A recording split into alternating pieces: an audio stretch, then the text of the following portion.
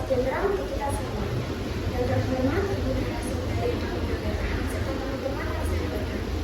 Bersyukur kita menjadikan dan Tuhan Yang Maha Esa karena atas rahmatnya kita dapat berkumpul dan mengikuti kegiatan wawancara pada hari ini dalam keadaan sehat. Perkenalkan, saya Indira Fakarina selaku moderator yang akan memandu jalannya wawancara inspirasi kali ini. Pada kesempatan ini, kita akan berbincang dari pengalaman inspirasi dari Ibu Narasumber yang telah memiliki pengalaman mengajar di berbagai jenjang pendidikan, mulai dari sekolah dasar, sekolah menengah atas, dan juga sekolah luar biasa, serta perjalanan beliau dalam menjadi ASN PP3. Semoga melalui kegiatan ini kita dapat memperoleh wawasan, motivasi, dan pelajaran berharga mengenai dunia pendidikan dan profesi selanjutnya. Baik, untuk mempersingkat waktu, sebelumnya boleh diperkenalkan dengan Ibu siapa? Baik, perkenalkan nama saya Bu Eni April. Saya mengajar di SMA Negeri 7 Yogyakarta saat ini. Mengajar sebagai guru agama Islam. Untuk pertanyaan pertama nih Ibu, dari semua jenjang yang pernah Ibu ajar dari mulai SD sampai sekolah luar biasa, tempat mana yang paling mengubah cara pandang Ibu tentang arti seorang guru? Ya, kalau tempat yang bisa mengubah arti seorang guru, semuanya bisa merubah ya, karena sesuai dengan karakter masing-masing ketika di SD ya, karena SD tentu juga harus merubah paradigma seorang guru SD itu harus bagaimana. Ketika di SMP juga di sana juga bisa berubah karena nanti pasti akan penerapan pembelajaran akan berbeda, dalam menghadapi anak-anak juga berbeda. Begitu juga ketika di SMA jelas juga berubah, pasti akan berubah. Itu karena sesuai dengan audiens yang kita ajak, itu pasti akan berubah cara pola pikir kita bagaimana agar bisa menyampaikan materi dan mereka bisa mengerti. Wah, menarik sekali ya dari jawaban dari Ibu narasumber kali ini. Berarti setiap jenjang memang memiliki tantangan dan pengalaman yang berbeda ya. Menarik sekali juga bagaimana pengalaman tersebut dapat mengubah cara pandang kita terhadap profesi guru, teman-teman. Lalu selanjutnya, apa sih pengalaman Ibu yang paling menyentuh atau tidak terlupakan selama mendampingi siswa yang memiliki karakter dan kebutuhan belajar yang berbeda-beda? Apa pengalaman paling menyentuh atau tidak terlupakan Ibu selama mendampingi siswa yang memiliki karakter yang sangat berbeda-beda itu? Kalau paling itu tentunya di SLB, jadi karena di sana anak-anak yang berkebutuhan khusus, sehingga di sana kita juga harus memiliki aware lebih daripada sekolah-sekolah pada umumnya, sehingga itu membuat saya lebih tersentuh hatinya begitu mengajar mereka, sehingga menuntut untuk kesungguhan hati dalam mengajar ketika anak-anak SLB itu berbeda ketika di reguler begitu ya. Kalau reguler ya dengan sungguhan hati, cuma kesungguhannya itu lebih pada anak SLB itu bisa gitu. Baik, terima kasih atas cerita yang telah disampaikan Ibu. Pengalaman tersebut tentu sangat menyentuh dan menjadi pembelajaran bagi kami semua. Selanjutnya, menurut Ibu, apa sih tantangan terbesar seorang guru saat ini? Bukan hanya mengajar dalam materi, tapi juga menghadapi perkembangan zaman dan karakter siswa. Gimana sih Ibu menyikapi hal-hal tersebut? Tantangannya ya, kalau sekarang itu kan teknologi yang luar biasa, sehingga informasi yang sampai kepada anak-anak itu kan begitu cepat, dan kadang anak-anak juga belum atau tidak mampu mempunyai informasi itu dengan benar. Kadang juga mereka menitipkan dalam box, sehingga kita sebagai guru harus bisa mendidik mereka agar mereka tetap pada posisi di track yang benar. Pernyataan Ibu ini sangat membuka wawasan saya ya, dan bahwa peran guru ini saat itu memang bukan hanya mengajar ya, tapi juga harus mampu beradaptasi dengan perkembangan zaman yang selalu berkembang ini. Lalu selanjutnya, selama mengajar di berbagai jenjang pendidikan, apa pelajaran hidup terbesar yang justru Ibu ini dapatkan dari siswa siswa itu sendiri? Pelajaran terbesar yang saya dapatkan itu tentunya bagaimana menghargai siswa didik, sehingga kita juga dihargai. Bagaimana saya bisa menyampaikan materi sehingga materi itu bisa sampai ke siswa tanpa mengetes saya ini yang tahu dan siswa yang tidak tahu. Jadi sama-sama hanya sebagai seorang teman.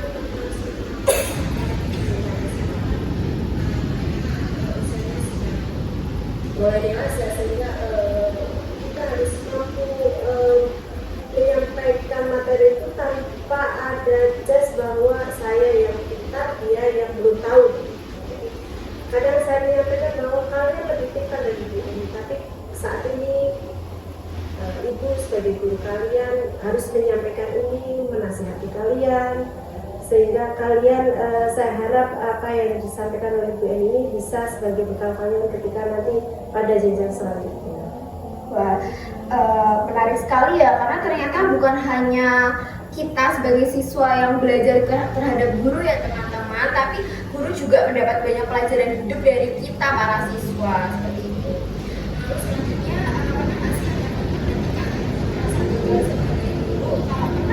gimana sih cara bagi dan lalu memperbaikinya?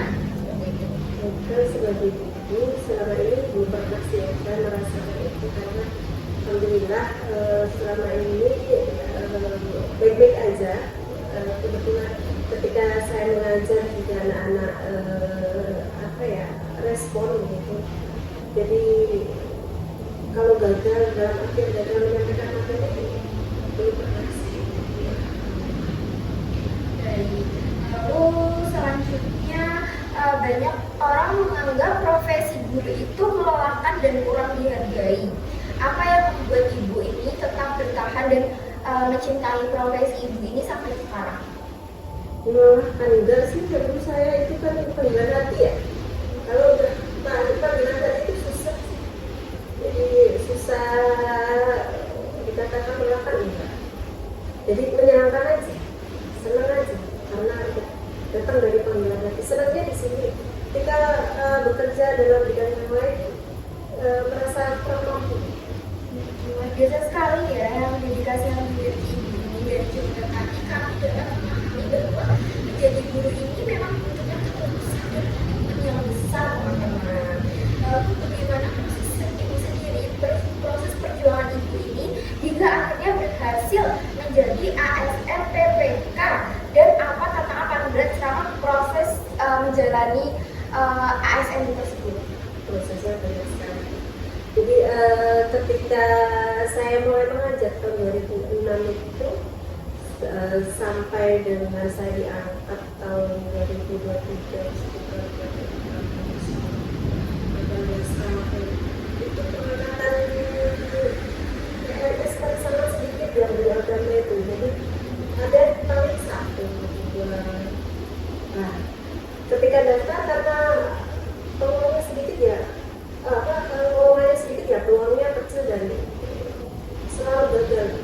Nah, ketika pas ada P3K ini, formasinya sangat besar, dibuka formasi yang sangat besar, sekitar berapa waktu saya ini, sekitar 70-an dan alhamdulillah saya masuk begitu. Tapi itu dengan proses yang panjang, ketika saya harus mengajar ya, effort yang besar ya, dengan gaji yang kecil itu harus seorang guru memanage keuangan biar semua bisa berjalan dengan gaji yang kecil.